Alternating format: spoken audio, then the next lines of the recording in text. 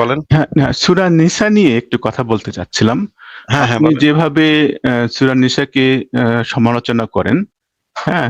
সেইটা নিয়ে একটু কথা বলতে চাচ্ছিলাম। আপনি সূরা এটা নিসা তো অনেক বড় সূরা। এটা তো কোন মানে কোন আয়াতের কথা বলছেন আপনি? একেক ১ম সূরা নিসা যে একটু হে কথা মানব শুনে নেন, সমাজ একটু কথা তোমরা শুনে নেন, একটু কথা শুনে নেন। সূরা নিসা তো অনেক বড় সূরা। এখন সূরা নিসাকে নিয়ে আমি সমালোচনা করি, এইটা তো অনেক বিরাট বিস্তারিত আলোচনার বিষয়। এইটা নিয়ে আলোচনা করতে হইলে আমার ৩ দিন লাইভ করতে হবে তাহলে। সূরা নিসার ভিতরে কি, কি বিষয়াদি আছে, কি, কি আ মানে টপিক আছে। এই সূরা নিসার ভিতরে অনেকগুলা বিষয় আছে যেগুলা নিয়ে আলোচনা করতে কমপক্ষে আমার ৩ দিন সময় লাগবে। এখন আপনি যদি এইভাবে মানে একটা এত বড় একটা সাবজেক্ট নিয়ে আসেন, তাইলে তো আমার পক্ষে এটা নিয়ে আলোচনা করা এক লাইভে বা এক বসাতে আলোচনা করা সম্ভব না। আপনি যখন আমাদের এই লাইভ গুলাতে যুক্ত হবেন তখন একটু প্রিসাইজ থাকবেন, স্পেসিফিক থাকবেন, যেন আলোচনাটা আমরা স্পেসিফিক একটা বিষয়ের উপর করতে পারি। যেমন ধরেন সূরা নিসার ৩৪ নম্বর আয়াতে স্ত্রী পেটানোর কথা বলা আছে, এটার আমরা কট্টর সমালোচনা করি। তারপরে সূরা নিসা ২৪ নম্বর আয়াতে যুদ্ধবন্দী কৃতদাসীদের সাথে বিবাহ ব্যতীত যৌন সঙ্গমের কথা বলা আছে, এটার আমরা কট্টর সমালোচনা করি। সূরা নিসার ১১-১২ নম্বর আয়াতে যেটা বলা আছে যে সম্পত্তি ভাগের যে বিধানটা দেয়া আছে সেটার আমরা কঠোরভাবে মানে হাসাহাসি করি, যে এটা আল্লাহ পাকের গণিত জ্ঞান ছিল অত্যন্ত খারাপ। সে ক্লাস 5 পাস করতে পারে নাই, করতে পারছে বলে মনে হয় না। ক্লাস 5 পাস করলে তো তার এরকম এরকম ভাগের ভিতরে এরকম গন্ডগোল পাকাইতো না আল্লাহ পাক। এইরকম সূরা নিসার ভিতরে অনেকগুলা বিষয় আছে যে বিষয়গুলো আলাদা আলাদা ভাবে দীর্ঘ আলোচনা করা যায়। এখন আপনাকে একটু স্পেসিফাই করে বলতে হবে যে সূরা নিসার কোন বিষয়টা নিয়ে আপনি আলোচনা করতে চান। আচ্ছা, সূরা নিসার আয়াত ১ এখানে আপনি কি কাইন্ডলি ওটা কি বের করতে পারবেন? হে মানব সমাজ তোমরা তোমাদের পালনকর্তাকে ভয় করো। আ এটা নিয়ে একটু কথা বলতে চাচ্ছিলাম। আপনি কি এই আয়াতটা নিয়ে আলোচনা করতে চান যে এই যে হে হ্যাঁ, মানব সমাজ তোমরা তোমাদের পালনকর্তাকে ভয় করো, এটা নিয়ে আলোচনা করতে চান নাকি? হ্যাঁ, হ্যাঁ, হ্যাঁ। আপনি বলেন এটা এটা নিয়ে হযরত তো আমি মুহাম্মদ তেমন কোনো এটা নিয়ে তো আমি তেমন কোনো সমালোচনা করেছি বলে আমার মনে পড়ে না। এটা তো একটা ফালতু কথা। মানে ভয় ভীতি দেখানো। একটা মানে মনে হয় মাফিয়া একটা লিডার, সে ভয় দেখাচ্ছে আমাদেরকে। "ওই তোমরা ভয় ভয় করিস কিন্তু আমারে কিন্তু ভয় কর। নাইলে কিন্তু কাইট্টা লামু, মাইরা লামু, জাহান্নামে দিমু। ভয় কর, আমারে ভয় করতে হবে।" ভাই, মানে ঈশ্বর যদি থাইকা থাকে তাইলে সে এরকম ভীতি প্রদর্শন করতেছে কেন? ভয় দেখাইতেছে কেন মানুষে? সে কি দৈত্য দানব নাকি মানে কি থানোস? সে ভয় দেখাইতেছে কেন? এটা একটু আগে একটু বলেন। হ্যাঁ, এটা আপনি বলতে চেয়েছেন এটা হচ্ছে হযরত মুহাম্মদ সাল্লাল্লাহু আলাইহি সাল্লামের বাণী। এটা আল্লাহর বাণী হতে পারে না। এটা কার বাণী সেটা তো ভিন্ন বিষয়। এই যে হুম, এইখানে যে আমি যে হুম, জিনিসটা হুম, জিজ্ঞেস করেছি আপাতত হুম, সেইটুকুর হুম, উত্তর দেন। যে ঈশ্বর যদি থেকে থাকে, আল্লাহ যদি থেকে থাকে, সে হুম, হুম। এরকম মানুষকে ভয় ভীতি দেখাচ্ছে কেন? ভয় ভীতি দেখানোর দরকারটা কি? ওটা মানুষ তো হুম, একটু হুম, কথাটা শুনে নেন, একটু হুম, কথাটা হুম, শুনে নেন। হুম, হুম। আগের কালে আমরা যেটা দেখতাম যে আমাদের বাবা-মারা ছিল অনেক ভয়ংকর। আমাদের স্কুলের টিচাররা ছিল অনেক ভয়ংকর। আমরা থরথর করে কাঁপতাম। এটা আগের কালের কথা আমি বলছি, হ্যাঁ? হুম, আমি হুম। যখন স্কুলে পড়ছি মাইরের ভয়ে আমাদের একটা স্যার ছিল, বাড়ির স্যার। ওরে বাপরে! যেই বাইরেন বাইরেই তো হাড্ডি-গুড্ডি একদম নইরা নাড়ায়-টাড়ায় দিত এবং আমরা বাঘের মতো ভয় পাইতাম। বাড়ির স্যার যদি পাশে থেকে কোনো বন্ধু বলতো বাড়ির স্যার, তাইলে আমাদের মনে করেন আ প্যান্টে পেশাব করে দেওয়ার মতো অবস্থা হয়ে যেত। এইরকম খারাপ অবস্থা হইতো আমাদের, হ্যাঁ? বা আরেকটা ছিল মোজাম্মেল স্যার। মোজাম্মেল স্যারের নাম বললে আমরা মানে হার্ট ফেল করতাম, হ্যাঁ? খাড়ার উপরে হার্ট ফেল করে পড়ে যেতাম। এইটা এইরকম ছিল কারণ আমরা তারা যে মারধর করতো আমাদেরকে, ব্যাপক মারধর করতো স্টুডেন্টদেরকে, ব্যাপক অমানবিক ভাবে, অমানসিক ভাবে পিটাইতো আমাদেরকে। কয়েকজন টিচার ছিল যারা অমানসিক ভাবে পিটাইতো। এবং আমার বাবাকে তো আমি মানে বাঘের মতো ভয় পেতাম। আমার বাবা যেই রাস্তা দিয়ে হাঁটছে আমি কোনোদিন ওই রাস্তা দিয়ে হাঁটতাম না। ও দরকার হইলে ৩ মাইল ঘুরে আসতাম অন্য রাস্তা দিয়ে ঘুরে আসতাম। তো আমরা দেখি যে আগের কালে জিনিসটা এরকম ছিল। কিন্তু বর্তমান সময়ে আমি দেখি যে আমার ছেলে আমার একদমই ফ্রেন্ডের মতো। একদম দোস্ত বন্ধুর মতো আমার সাথে সম্পর্ক তার একদম দোস্ত বন্ধুর। সে আমার কাঁধে উইঠা আমার সাথে আমার চুল টানতে, টানতে আমারে বিভিন্ন ধরনের ক্রিটিক্যাল কোয়েশ্চেন করে। আমিও ওকে নানা ধরনের জোক বলি, নানা ধরনের ফাইজলামি করি, ঠাট্টা তামাশা করি। আমার সাথে আমার বাচ্চার সম্পর্ক একদমই বন্ধুর মতো, এবং আমার ছেলে, আমার বড় ছেলে, সে হচ্ছে আমার বেস্ট ফ্রেন্ডদের মধ্যে একজন। ও আমার খুবই ঘনিষ্ঠ বন্ধু। ও আমাকে বন্ধু হিসেবে দেখে, আমি ওকে বন্ধু হিসেবে দেখি। এবং আমার ছোট ছেলে এখন আস্তে আস্তে বড় হচ্ছে, ও বড় হলে ও আমাদের ফ্রেন্ড হবে, আমাদের সম্পর্কটা ফ্রেন্ডশিপের। এবং আমার ছেলে একটা জার্মানিতে একটা ভালো স্কুলে পড়ে, খুবই ভালো স্কুল, সেখানে যায়। সেখানে সমস্ত টিচারদের সাথে ওর সম্পর্কটা হচ্ছে একদম বন্ধুর মতো। হ্যাঁ, ওইখানে গিয়ে তারা তাদের টিচারকে হাত এরকম হাই ফাইভ করে, মানে ক্লাসে ঢোকার সময় টিচারকে একটা হাই ফাইভ করে তারপর ঢোকে। এইটা আমরা দেখলাম যে বর্তমান সময়ে পরিস্থিতি একদম ভিন্ন হয়ে গেছে। এখনকার সময় এই যে ভয় ভীতি আতঙ্ক সৃষ্টি, মানুষকে ভয় দেখানো, আমরা দেখলাম যে এই জিনিসটা পুরোনো দিনের কালচার ছিল। পুরোনো দিনে এলাকার চেয়ারম্যান, রাজা, বাদশাহ, পুলিশ, তারপরে হচ্ছে সেনাবাহিনী, এদেরকে দেখলে মানুষ ভয় পাইতো, ভীত হইতো। আর আমি যত সভ্য দেশে আসতেছি, যত সভ্য হইতেছি, তত দেখতেছি যে ভয় ভীতিটা এই দেশে মানে প্র্যাকটিস করা হয় না। ভয় ভীতিটা একটা আদিম সমাজের লক্ষণ, একটা বর্বর সমাজের লক্ষণ, মানুষকে ভয় দেখানো। এই যে পুলিশকে দেখলে মানুষ, বাংলাদেশে এখনো পুলিশকে দেখলে ভয় পায়, ওরে বাপরে পুলিশ আইছে, স্যার স্যার স্যার। কিন্তু আমার এখানে আমি দেখি পুলিশকে আমরা মানে পুলিশের সাথে আমরা ঠাট্টা মশকরা করি, হাসাহাসি করি, এবং পুলিশ আমাদের প্রোটেকশনের জন্য আছে। এবং পুলিশ এসে আমাদেরকে স্যার বলে, পুলিশ এসে আমাদেরকে বলে, বিনয়ের সাথে বলে যে প্লিজ তুমি কি এই কাজটা করবা, তুমি কি এই কাজটা মানে এটা কি করা সম্ভব, তুমি কি এটা বলতে পারবা। এইভাবে পুলিশ আমাদেরকে স্যার স্যার করে। আমরা যখন সরকারি অফিসে যাই, এখানে আমরা সরকারি অফিসারদের ভয় পাই না, সরকারি অফিসার আমাদেরকে ভয় পায়। আমি যে দেশে থাকি সেখানে পলিটিশিয়ান আমাদেরকে ভয় পায়, জনগণকে ভয় পায়, আমরা পলিটিশিয়ানদেরকে ভয় পাই না। এই যে যত অসভ্য, বর্বর, ইতর, অশিক্ষিত, মূর্খ সমাজ, সেই সমস্ত সমাজে ক্ষমতাবানদেরকে, যারা একটু কম ক্ষমতা, তারা সবসময় ভয় পায়। মাদ্রাসার একজন টিচারকে মাদ্রাসার একজন ছাত্র থরথরায় ভয় পায়। হ্যাঁ, এই যে ভীতি সৃষ্টি, ক্ষমতার কাঠামো, এবং সেটার ভিতরে যে ভয়ের সংস্কৃতি, ইসলাম এই জিনিসটাকে প্রমোট করে, এই জিনিসটাকে মানে বড় করে, এই জিনিসটাকে প্র্যাকটিস করে। তো তাহলে আমি আমরা দেখতে পাচ্ছি যে আল্লাহ পাকও একই চরিত্রের, প্রাচীনকালে রাজা বাদশাদের মতো, মানে ব্রিটিশ আমলের পুলিশদের মতো, সে মানুষকে ভয় দেখাইতেছে, বলতে ওই আমার কিন্তু ভয় পাইস, তোরা কিন্তু আমার ভয় পাবি। হ্যাঁ, আরে ভয় পাবো কেন? সে যদি আমাদের মানে স্রষ্টা হয়ে থাকে, সে তো আমাদের বন্ধুর মতো হইতে পারতো। সে তো আমাদের, আমরা যখন মন খারাপ, তখন আমরা তো মানে একজন মানুষের যদি মন খারাপ হয়, সে কার সাথে কথা বলবে? তার হয়তো যদি কেউ না থাকে, সে তো তার যে কল্পিত স্রষ্টা, তার সাথেই তো সে মন খুলে কথা বলবে, কথাবার্তা বলবে, গল্প করবে, বন্ধুর মতো আচরণ করবে। এখানে ভয় পাবে কেন? এই ভীতি সৃষ্টি করার জিনিসটাই তো একটা প্রবলেমেটিক জিনিস, এবং এটা তো একটা ব্যাড কালচার, এটা একটা অসভ্য সমাজের প্রতীক।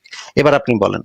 হ্যাঁ, না আপনি এটা কি বলতে চেয়েছেন যে এটা হযরত মুহাম্মদ সাল্লাল্লাহু আলাইহি ওয়াসাল্লামের বাণী, এটা আল্লাহর বাণী হতে পারে না।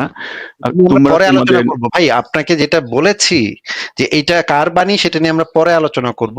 আপাতত আমরা যে জিনিসটা নিয়ে আলোচনা করছি, আপনি প্রথম আয়াতটা হুম, হুম, তুলেছেন যে আল্লাহ ভয় দেখাইছে মানুষকে, ওই হুম, তোরা হুম, ভয় পাবি কিন্তু আমারে, হুম, আমারে কিন্তু ভয় পাইস। হ্যাঁ, হুম, হুম, হুম, আল্লাহ আল্লাহ অন্য অনেক আয়াতে বলেছে, আমি মানুষকে আমার নফসের ভীতি প্রদর্শন করেছি, আমি আমার হুম, নফসের ভীতি এবং আল্লাহ পাক অনেক জায়গায়, কোরআনের অনেক জায়গায় বলা আছে, আল্লাহ পাক হচ্ছে ভীতি প্রদর্শনকারী, ভয় দেখায়, মানুষকে ভয় ভীতি প্রদর্শন করে একদম। আবার এবং গর্ব করে বলে সে আল্লাহ খুব ভয়ঙ্কর, আল্লাহ একদম ফাটায় ফেলবে, মেরা ফেলবে। এই রকমের ক্যারেক্টার কেন? আল্লাহ পাকের ক্যারেক্টারটা এরকম দানবীয় পৈশাচিক ক্যারেক্টারটা কেন বলেন তো? তাকে তো আমি তো কখনো দেখিনি, তাই না? তাহলে আমি কি করে বলতে পারি, তাই না? দেখেননি আপনি তো, এই জিনিসগুলো পড়তেছেন।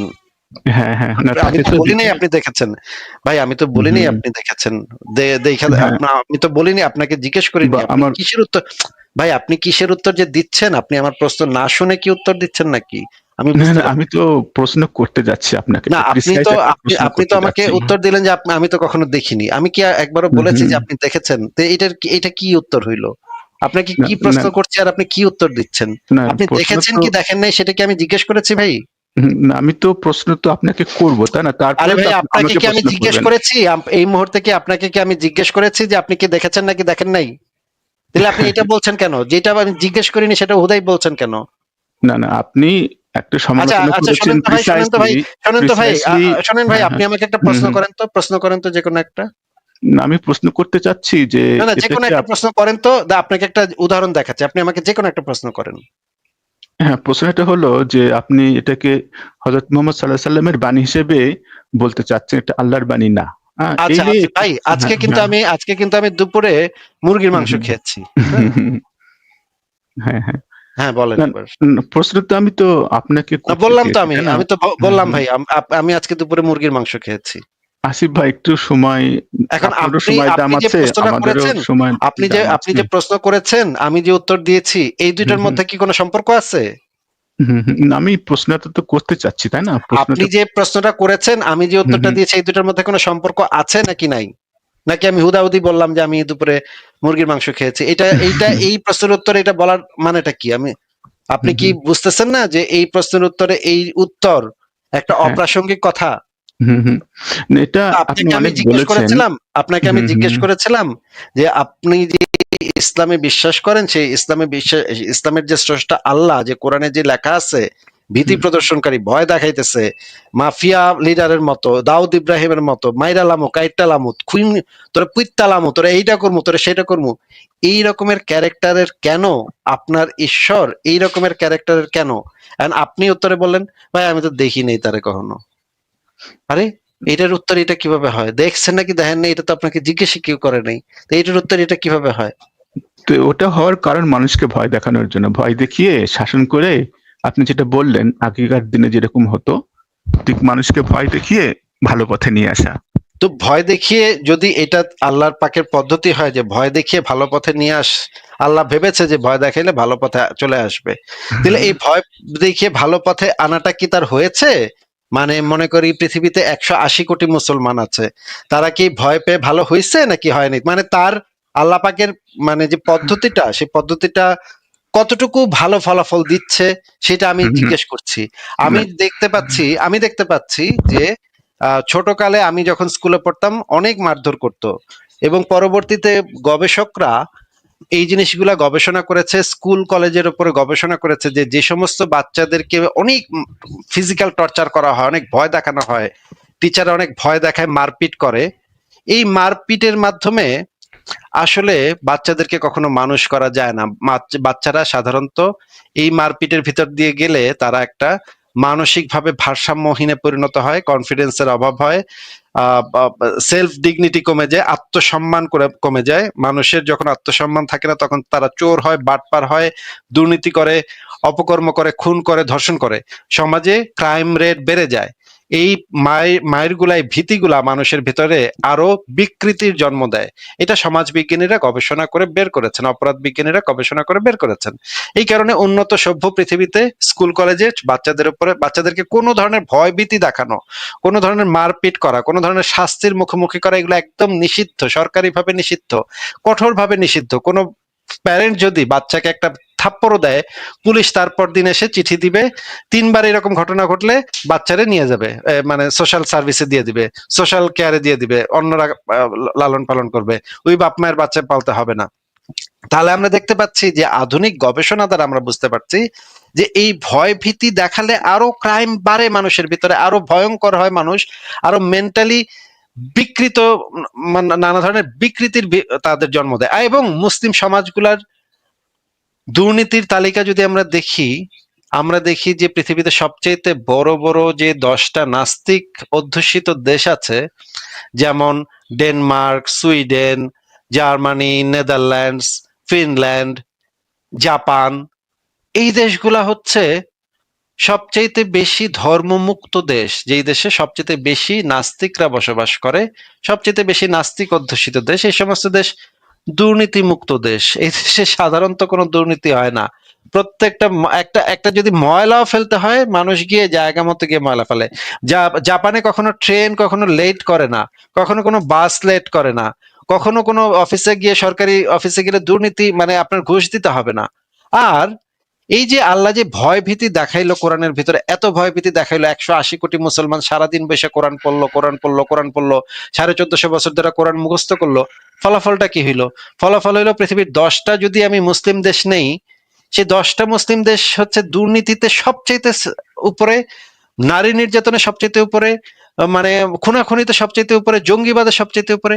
তো তাহলে এই ভয়ভীতি দেখায় তো আল্লাহ যেটা মানে আল্লাহর যেটা সাইকোলজি, আল্লাহ যে ভাবছিল যে ভয়ভীতি দেখাইলে মনে হয় মানুষ ভালো হয়ে যাবে, এটা তো প্রাচীন কালের মানুষের চিন্তা ভাবনা, এটা তো আধুনিক মানুষের চিন্তা ভাবনা না, এটা তো অশিক্ষিত বর্বর মূর্খ মানে বলদ টাইপের লোকজন, এগুলা গ্রামের যে সাসামিয়ারা আছে টঙের দোকানে বয়ে বয়ে চা খায় আর পাকনা পাকনা কথা কয়, সেই টাইপের আল্লাহ পাকের সাইকোলজি তো বুদ্ধিমত্তা তো এই টাইপের গ্রামের গ্রামের অশিক্ষিত চাচামিয়াদের মতো বুদ্ধি শুদ্ধি।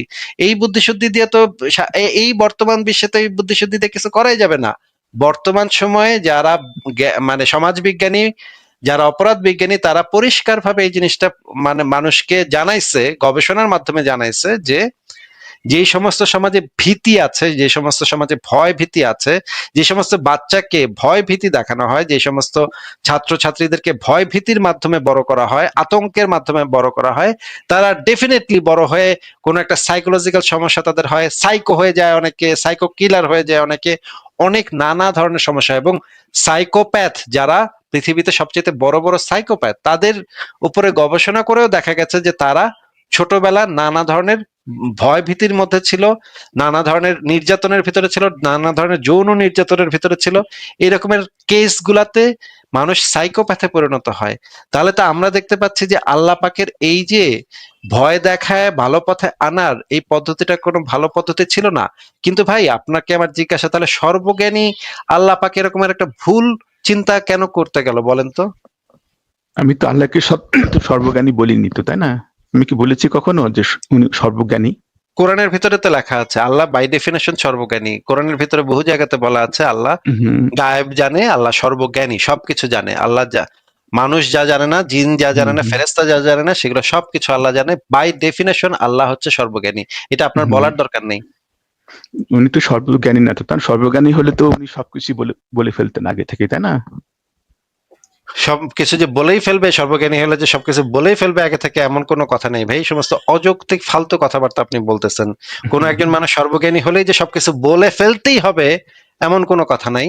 সে নাও হুম বলতে পারে, সে হয়তো জানে, সে হয়তো হুম বলবে না, হুম এটাও হতে পারে।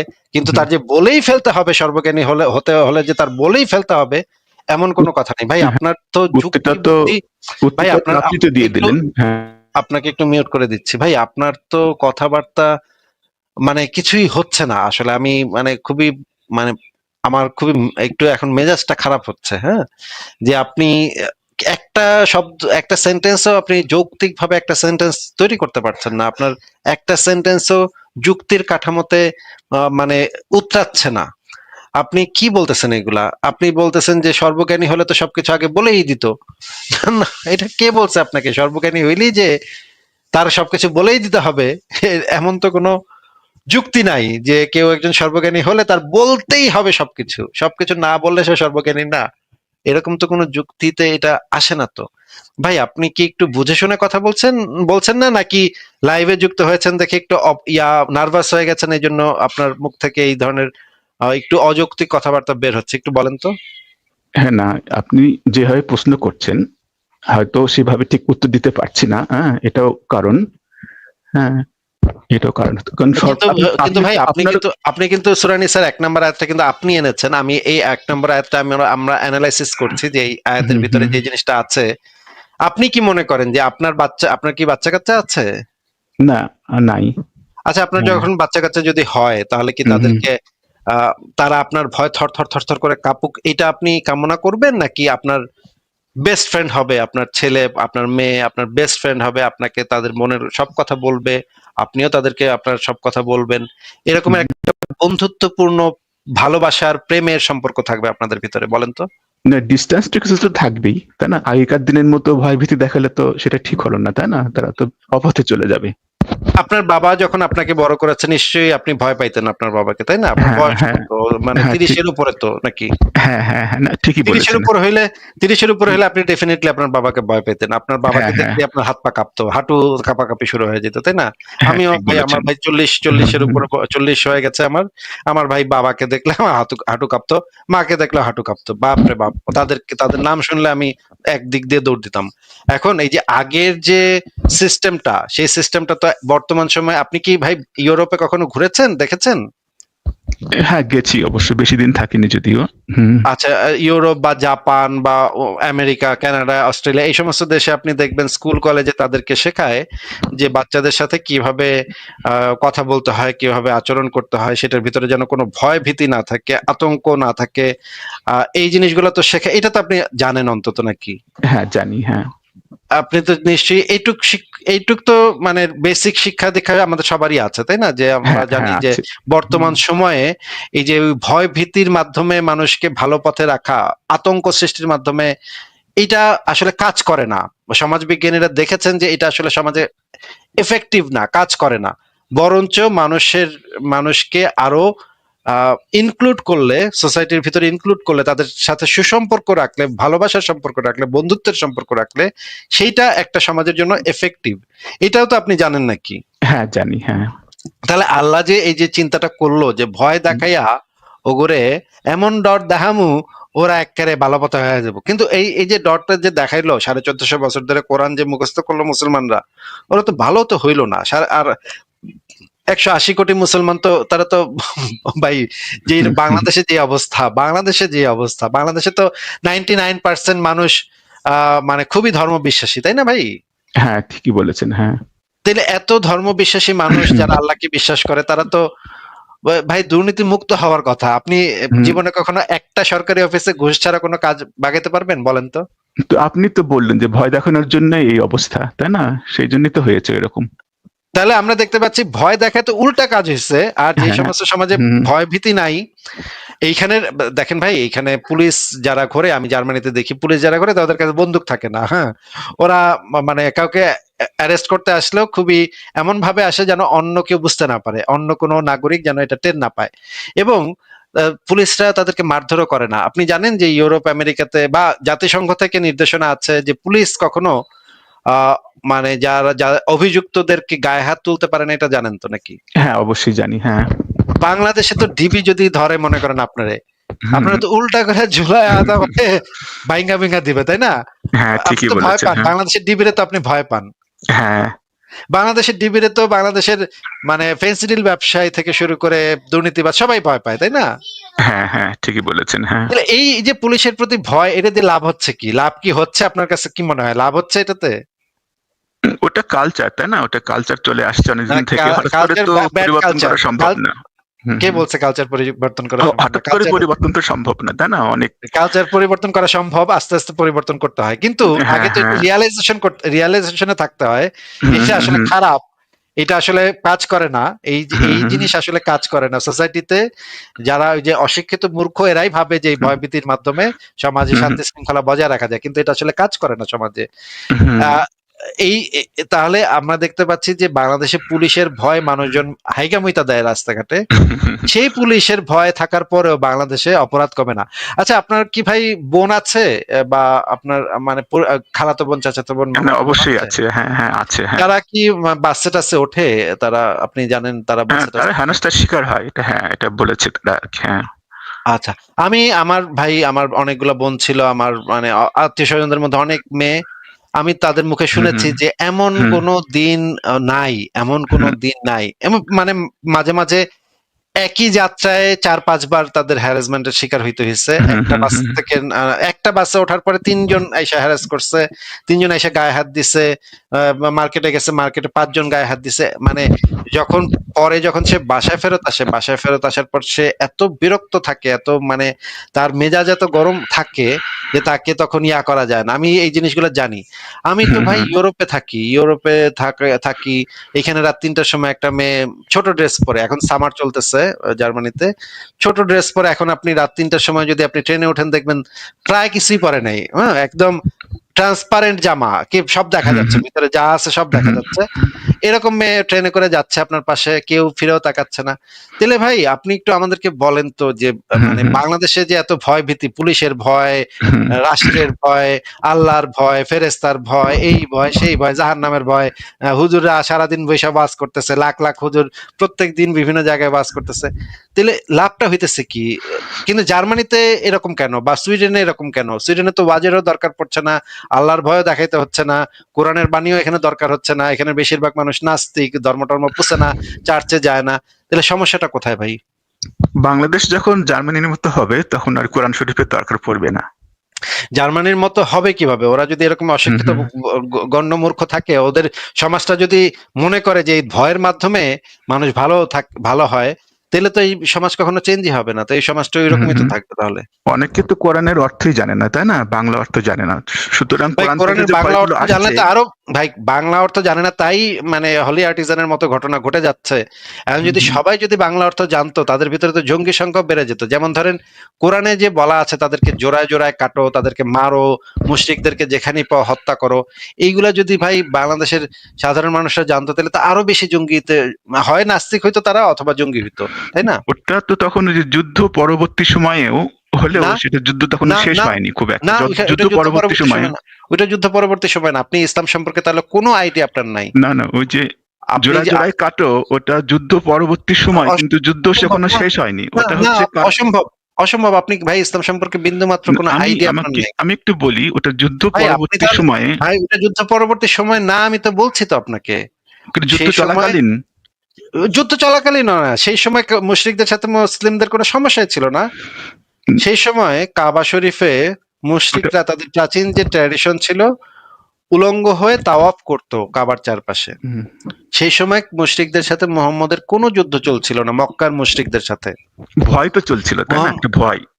না, কোনো ভয়ও চলছে না, তারা হযরত মুহাম্মদ জিজিয়াটা। সাল্লাল্লাহু আলাইহি ওয়াসাল্লাম উনি ভয় পাচ্ছিলেন যে মুশরিকরা যদি এখানে থাকে তাহলে তারা আবার মক্কা জয় করার জন্য আবার একদিন সচেষ্ট হয়ে উঠবে, তারা তাই সেখানে না? এখন সংখ্যালঘু, তারা তারা মুসলিমদের আন্ডারে থাকে, তারা তাদের ধর্ম প্রকাশে পালনও করতে পারে না। হুম, তারা কিভাবে ভয় ছিল তো, একটা কি ভয় করবে? ছিল, তাই না? যে তারা আবার অর্গানাইজ হয়ে আবার তাহলে আপনি এটা মোহাম্মদ। তো ভয়, আপনি একবার বলছেন যুদ্ধ ছিল, একবার যুদ্ধ বলছেন ছিল যুদ্ধের বলছি পরে। না, আমি বলছি যুদ্ধ আপনি পরবর্তী বলেছেন সময়ে একটু আগে, ভয়টা আপনি কাটেনি তখনো। একটু একটু আগে বলেছেন ওই সময় কোনো যুদ্ধই হয় নাই। ভাই ভাই আপনি না জেনে কেন মানে বারবার পরবর্তী সময় আবার যুদ্ধ বোকার থাকবে কি মতো করে? কথা মানে ভাই একদম বেকুবের মতো কথা বলছেন। আমি মক্কাবাসীর সাথে মক্কা বিজয়ের সময় কোনো যুদ্ধই হয় নাই।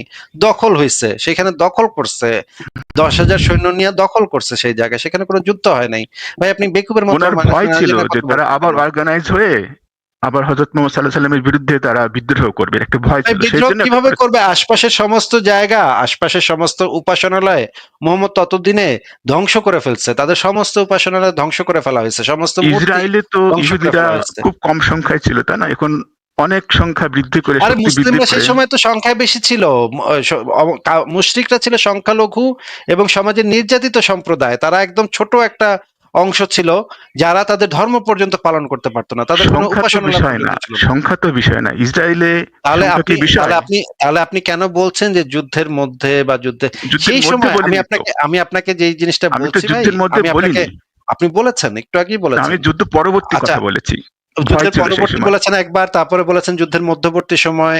না, আমি আপনি বলে কয়েকবারই কথা চেঞ্জ, আপনি অনবরত কথা পরিবর্তন করছেন। আমার কাছে তো ভাই রেকর্ডেড আছে। আপনি তো এখন আপনি যদি বলেন বের করে এটা, দেখতে পারেন। হ্যাঁ, আপনি যদি এটা। এটা বলেন তাহলে তো লাভ হুম, নাই ভাই, আমাদের রেকর্ডেড থেকে যায় তো হুম, সেটা। হুম, হুম। শোনেন আচ্ছা, আপনাকে, শোনেন ভাই, আপনাকে তো কেউ চেনে না। আপনি আজকে আসছেন কথা বলতে, কালকে চলে যাবেন, ফেক আইডি হুম, দিয়ে হুম, ঢুকছেন। হুম, কিন্তু হুম, আমাকে হুম, আমার হাজার হাজার দর্শকরা হুম, চেনে, হুম, ঠিক হুম, আছে? আপনি একটা মনে করেন, আপনি ভাবলেন যে আপনার তো সেই দায়টা নাই যে হুম, আপনার হুম। যে একটা গালি মেরে চলে গেলেন আপনি। আমি মনে গালি করেন দিব না একটা, এটা। হ্যাঁ। সেটা তো আপনাকে আমি বলি নাই আপনি গালি দিবেন কি দিবেন না, বলি নাই তো আমি। আমি হুম, বলেছি যে আপনি মনে করেন একটা গালি হুম, দিয়ে চলে গেলেন, হ্যাঁ? হুম, হুম, তাতে আপনার কিছু যাবে আসবে না। আপনি বলবেন হুম, ধুর একটা দিয়ে দিলাম, একটা হুম, গালি হুম, দিয়ে চলে আসলাম। হুম, কারণ আপনাকে কেউ চেনে না। আপনি একজন হুম, নোবডি। ঠিক আছে? হুম, হুম, আপনাকে হুম, কেউ কখনো খুঁজে বের করতে পারবে না। আপনার হুম, গলার স্বর ধইরা কে খুঁজে বের করবে? আপনি কবে কোথায় আসিফের লাইভে গিয়ে গালি দিছেন। কিন্তু আমাকে সবাই চেনে। হুম, হুম, আমি প্রত্যেকটা কথা যখন বলি হিসাব করে আমার বলতে হয়। আপনার ওই হিসাবটা লাগে না। আপনি যা ইচ্ছা মানে গড়গড় করে বলে দিতে পারেন। আপনি মিথ্যাও বলতে পারেন। এই কারণে আমি সেই জিনিসটা করতে পারি না। আমার সেই দায়টা আছে। হ্যাঁ? আমাকে মানুষ চেনে, আমাকে মানুষ জানে, আমার সেই দায়টা আছে। আমি সেই দিক দিয়ে দায়বদ্ধ আমার দর্শকদের কাছে।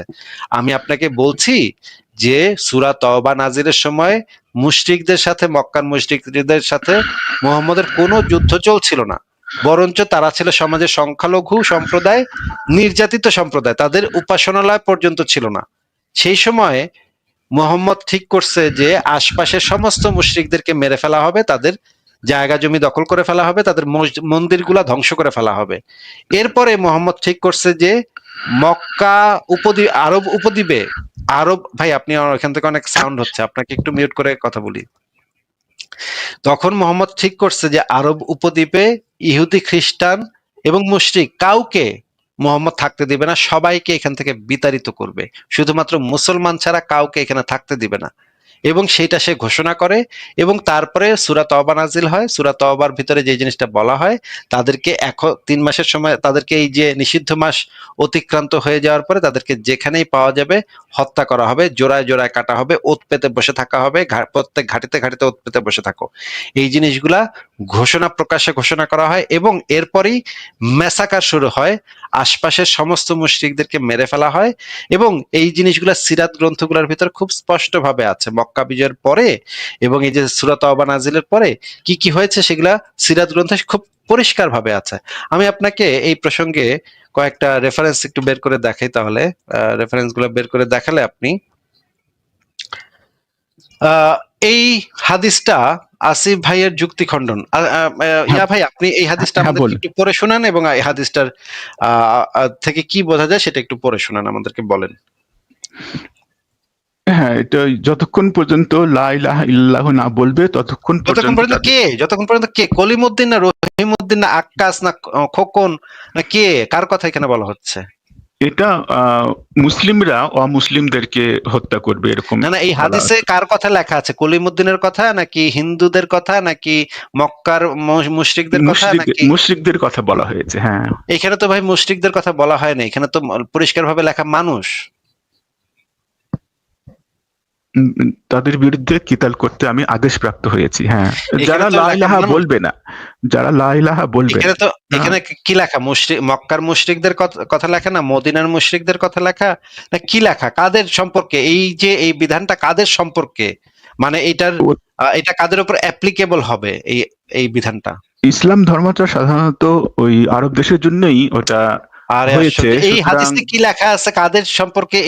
এই যে এই বিধানটা কাদের সম্পর্কে এই হাদিসে কি লেখা আছে? যারা এটা কি লা ইলাহা মক্কার বলবে না, যারা লা যারা ইলাহা মানে বলবে কারা? না, যারা মানে কারা? এটা কি মক্কার মুশরিকরা যা- নাকি মদিনার মুশরিকরা? কারা? এটা ওই আরব দেশকেই, মক্কাকে উদ্দেশ্য এটা করেই বলা হয়েছে। আরব দেশ কোথায় লেখা এখানে? আরব দেশ তো এখানে কোথাও লেখা দেখছি না আমি। এখানে তো লেখা মানুষ। আমার যতক্ষণ ওটা পর্যন্ত মানুষ লা ইলাহা ইল্লাল্লাহ না বলবে, এটা লেখা এখানে। তাহলে ইসলাম ধর্মটা আরব সৃষ্টি দেশের হয়েছে। মানুষ আরব দেশের মানুষ এটা আপনি কোথায় পেলেন এটা? এটা ওই আমার ইয়েতে মনে পড়ছে না, ওই হাদিস কিংবা কোরআন ওখানে লেখা এর আছে। মনে না পড়লে তো সেটা আপনি এখানে বলতে পারেন না। আপনার না, না, আমার মনে পড়ছে না। আমি যদি এখন বলি ভাই আল্লাহ পাক পাতলা পায়খানা হয়ে মরে গেছে, এটা কোরআনে লেখা আছে, কিন্তু আমার মনে পড়ছে না, আয়াতটা হ্যাঁ, আমার এখন মনে পড়ছে না। এটা তো কোনো দলিল হিসেবে ব্যবহৃত হতে পারে না যে আমার মনে পড়ছে না ভাই। আমার মনে পড়ছে না, কিন্তু নবী মোহাম্মদ নিজের মাকে ধর্ষণ করছিল, কিন্তু আমার ভাই মনে পড়ছে না। এটা তো ইসলাম মানে ধর্ম ভুলে গেছি। যেহেতু হাদিসটা আমি আরবিতে, ভুলে গেছি ভাই। সরি ভাই, হাদিসটা আমি ভুলে গেছি, কিন্তু নবী মোহাম্মদ নিজের মাকে রেপ করছিল এটা আমার মনে আছে, কিন্তু হাদিসটা আমি ভুলে গেছি। এই যে মনে পড়ছে না, এটা তো কোনো দলিল না ভাই। আপনাকে হ্যাঁ, যেটা হ্যাঁ, জিজ্ঞেস করেছি যে এই হাদিসে যেটা লেখা আছে, এটা একটু আমাদেরকে বলেন যে এইখানে হ্যাঁ, কোন মানুষদের সম্পর্কে বলা আছে। যেহেতু ইসলাম ধর্ম আরব দেশের জন্য ওটা নাজিল ইসলাম হয়েছে। ধর্ম আরব দেশের জন্য নাজিল হয়েছে, এটা আপনি এটা এটা কোথায় যেহেতু পাইছেন? ওটা আরবিতে আচ্ছা, নাজিল আপনাকে হয়েছে, না না, আপনাকে আরবিতে আপনাকে নাজিল আপনাকে হয়েছে, এই হাদিসে সুতরাং যেটা লেখা আরবি আছে, ভাষাভাষীদের জন্য ভাই, নাজিল হয়েছে ওটা। যেটা আপনি দলিল দেখাতে পারবেন না, হুম, সেটা অনর্থক বইলা মানুষকে হাসায়েন না। না, না, আপনি এই যে এই হাদিসে যেটা লেখা আছে শুধুমাত্র সেটুকু পরে আমাদেরকে বলেন এখানে কি হ্যাঁ, বলা হ্যাঁ, হয়েছে।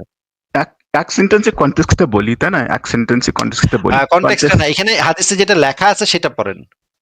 হ্যাঁ, ওটা মানুষ হচ্ছে, ওটাকে ওই যে, যেহেতু ওটা আরবি ভাষাতে নাজিল হয়েছে ইসলাম ধর্মটা, সুতরাং আরবি আরব, ভাষাতে না, সুতরাং যেহেতু নামাজ আরবি ভাষাতে শুধু নাজিল হয়েছে, সুতরাং আরব দেশের লোকেরা শুধু নামাজ পড়বে, অন্য হ্যাঁ, কোন দেশের মানুষের আর নামাজ পড়তে হবে না। ওয়াও ভাই, ফ্যান্টাস্টিক! আপনার যুক্তি শুনে ভাই, আমার বাসার বিলাইটাও হাসতেছে ভাই। হ্যাঁ, কি যুক্তি দিয়েছেন ভাই, কি যুক্তি দিয়েছেন ভাই! কারণ অসাধারণ, অসাধারণ ওনার ভাই। আর ধারণা আর ছিল আর না দিতে যে, হবে না, আর দিতে হবে না ভাই, আর দিতে হবে না ভাই।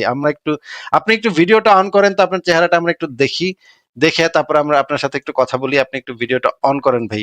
আপনার মানে এখন আর কথা বলতে হবে না। দুর্দান্ত যুক্তি দিয়েছেন, যেহেতু ইসলামটা আরবি ভাষায়, কোরআনটা আরবি ভাষায়, কোরআন হাদিস আরবি ভাষায় নাজিল হয়েছে। সুতরাং এই বিধানটা শুধুমাত্র আরব দেশের আরবি ভাষাভাষীর জন্য প্রযোজ্য হবে, আরব দেশের জন্য প্রযোজ্য হবে। মারাত্মক যুক্তি দিয়েছেন ভাই, মারাত্মক যুক্তি দিয়েছেন। সুতরাং আমরা বুঝতে পারলাম লা ইলাহা ইল্লাল্লাহ মুহাম্মাদুর রাসূলুল্লাহ এই কথাটা যেহেতু আরবি ভাষাতে নাজিল হয়েছে, এইটা শুধুমাত্র আরবদের জন্য প্রযোজ্য হবে, বাদ বাকি মানুষের জন্য এই কথাটা আর প্রযোজ্য হবে না। জাকাত দেয়া আর কারোর জন্য প্রযোজ্য না, যেহেতু জাকাত জিনিসটা আরবি ভাষায়, ওই আয়াতগুলো আরবি ভাষাতে নাজিল হয়েছে, সুতরাং আর কারোর জাকাত দিতে হবে না। ওয়াও ভাই, আপনার যুক্তি ভাই, আপনার যুক্তি শুনে ভাই মানে অসাধারণ যুক্তি দিয়েছেন ভাই। আপনি আপনি এত যুক্তি কোথায় শিখেছেন এটা একটু বলেন ভাই। হ্যাঁ ভাই আপনি একটু ভিডিওটা অন করে আমাদের সাথে যদি একটু কথা বলতেন তাহলে। হ্যাঁ,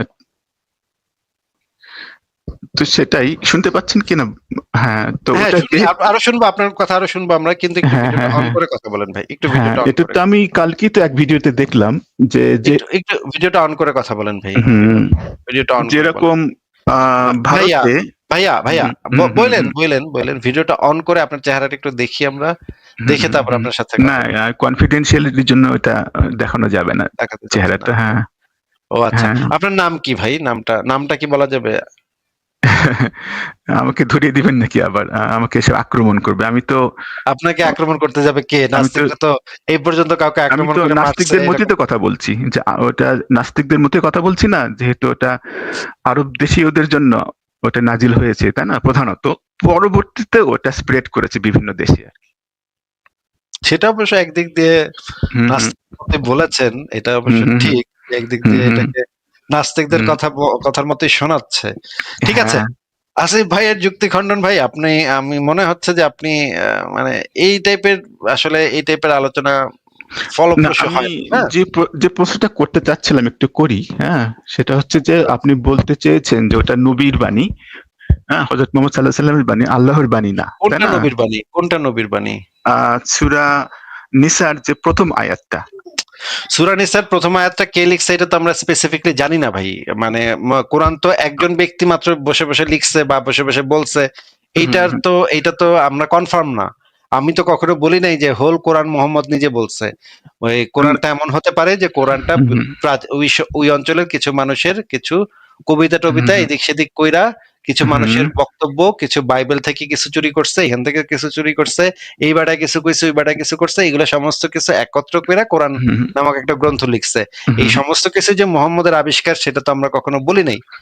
ওটা আল্লাহর মুহাম্মদ বাণী না, হয়তো এটা বলতে চেয়েছেন। হুম, আল্লাহই তো, আল্লাহরই তো কোনো হদিস নাই ভাই, আল্লাহর বাণী হবে কোত্থেকে? আল্লাহরই তো এটা কোনো হদিস নাই। এটা বলতে আল্লাহকে তো খুঁজে চেয়েছেন। পাওয়া যাচ্ছে না। হুম, 1450 বছর ধরে আল্লাহকে কোথাও খুঁজে পাওয়া যাচ্ছে না।